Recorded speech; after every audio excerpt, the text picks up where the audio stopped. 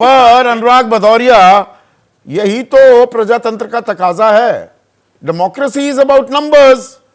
अब दूसरा पक्ष भी तो देख लें, जो बहुसंख्यक चाहेगा वही तो होगा। जो भाई 403 में से 202 विधायक जिसके पास होंगे वही तो सरकार बनाएगा ना उत्तर प्रदेश में। वही मैं आपसे कहना चाह रहा था। आपकी आवाज को क्या हुआ? ये न्यायपालिका नहीं, आपकी आवाज तो डिजिटाइज हो गई। है। नहीं, आवाज को ठीक करिए पीसीआर। पहले कंचना आप जवाब दीजिए। जी संदीप जी, पहले तो मैं सौरभ मालिया, क्योंकि बायोलॉजी मैं भी पढ़ी हूँ और पीएचडी की हुई बायोलॉजी में, लेकिन आज तक फिजियोलॉजी पढ़ी, एनाटॉमी पढ़ी, सब कुछ। कभी ये नहीं पढ़ने को मिला कि गाय जो है वो कार्बन डाइऑक्साइड लेती है और ऑक्सीजन छोड़ती है। इनके इस ज्ञान के लिए बहुत बहुत धन्यवाद। मैं जाकर फिर से सोच रही हूँ कि पीएचडी कर ही लूं। लेकिन जब बात बहुसंख्यक की हो रही है, मैं इनसे पूछना चाहूंगी, अगर हिंदू बहुसंख्यक की चलेगी, संविधान की नहीं चलेगी, तो आप ये बात एक्सेप्ट क्यों नहीं कर लेते कि आप देश को संविधान से नहीं चलाना चाहते हैं? और दूसरा, अगर बहुसंख्यक हिंदू की चलेगी तो हिंदू में भी बहुसंख्यक कौन?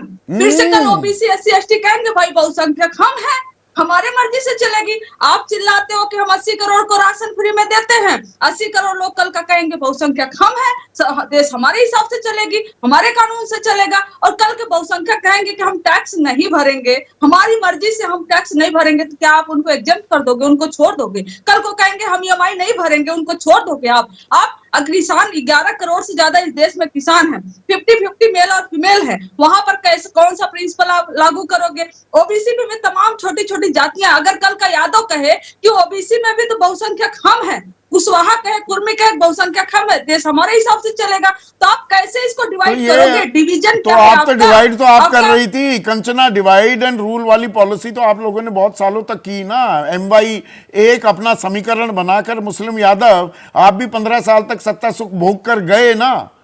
तो अब यहां पर दूसरी तरफ से बहुसंख्यकों की बात हो रही है तो आपको परेशानी हो रही है। ये राजनीति तो आप कर चुके हैं। नहीं, हमने कभी डिवाइड नहीं, संदीप जी, हमने कभी डिवाइड एंड रूल की पॉलिटिक्स नहीं की। अगर डिवाइड एंड रूल की पॉलिटिक्स कोई किया है तो भारतीय जनता पार्टी कर रही है। अंग्रेजों ने एक गहरी खाई हमारे देश में छोड़कर गई थी और उसी खाई को वो और भी गहरी करने की कोशिश कर रहे हैं भारतीय जनता पार्टी। हमने कभी नहीं कहा कि हम एमवाई समीकरण है। तेजस्वी जी ने हमेशा खुलकर कहा कि हम माई नहीं, अब बाप की भी पार्टी है। और अगर आप किसी पार्टी को लेबल कर दोगे, इसी जाति का वोट मिलता है, इसी जाति का वोट नहीं मिलता है। अगर आप वोट परसेंटेज उठाकर देख ले, किसी पार्टी को लेबल कर देना, अगर दलित है कोई लीडर तो ये तो दलित लीडर है, वो सबका लीडर क्यों नहीं हो सकता? अगर यादव है तो ये तो यादव लीडर है, मुस्लिम है तो मुस्लिम लीडर है। नहीं, योगी आदित्यनाथ कह रहे हैं कि नहीं, ये लेबलिंग होती है। नहीं, अनुराग भदौरिया, योगी आदित्यनाथ कह रहे हैं कि जो बहुसंख्यक समाज की भावनाओं का अगर सम्मान करने की बात की जा रही है तो गलत क्या है इसमें? देखिए, मैंने आपसे बोला जो आपकी आवाज फिर अभी ठीक नहीं हुई है, न जाने आप कहां बैठे हुए हैं। कंचना, आप इस बात का जवाब दीजिए। नहीं, योगी आदित्यनाथ बांटने और काटने की बात, डिवाइड करने की बात किसने कहा? योगी आदित्यनाथ ने ही कहा था। हमने तो नहीं कहा था कि बांटेंगे कटेंगे। अरे सदियों से आपने तो बांट के रखा ही है, हमें जातियों में बांटा है, धर्मों में बांटा है। और अभी जो ये बात करे बहुसंख्यक की, मैं मध्य प्रदेश की सीएम को उनके स्टेटमेंट पढ़ी और ये गायनोकोलॉजिस्ट का ही मैं आपके चैनल पर कल भी दिखाई थी, 52 पोस्ट था।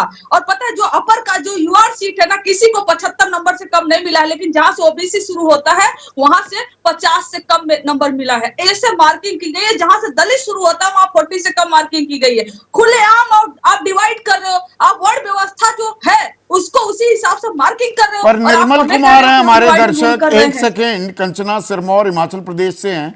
वो कह रहे हैं एक देश एक कानून लागू होना चाहिए, भारत के सभी नागरिकों को अपने विचार रखने का अधिकार होना चाहिए, सरकारी कर्मचारियों पर इतने प्रतिबंध क्यों हैं?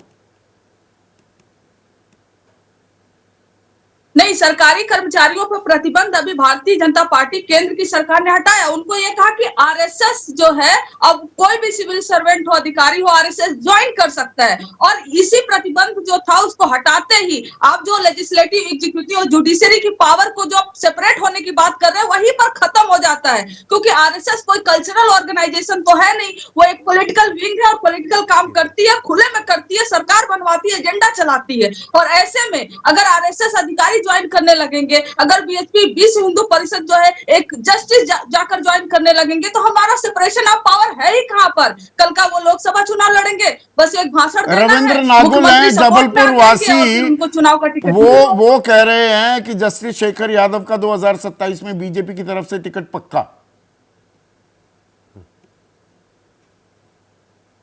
नहीं, उनको एडवांस में हम भी बधाई दे देते हैं। इतनी उन्होंने कोशिश की है, हिम्मत जुटाई है और एक कम्युनिटी के खिलाफ और अपने संविधान के खिलाफ, अपने रूल बुक के खिलाफ जाकर उन्होंने भाषण दिया है, तो डेफिनेटली उनको इनाम तो मिलना चाहिए। और जैसे योगी जी इनाम तो एमएस सपोर्ट गिल में आ को गए भी हैं, मिला था। अपनी कुर्सी भी योगी जी छोड़ कंचना, जैसा इनाम एमएस गिल को भी मिला था, देश के मुख्य चुनाव आयुक्त वो रह चुके थे और राज्यसभा भेजा था कांग्रेस ने, याद होगा ना एमएस गिल।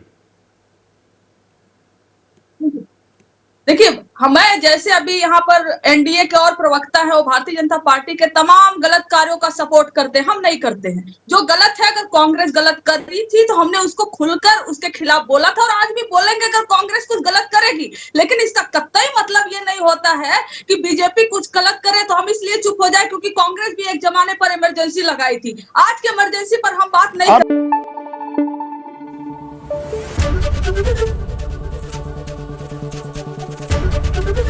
एबीपी न्यूज आपको रखे आगे।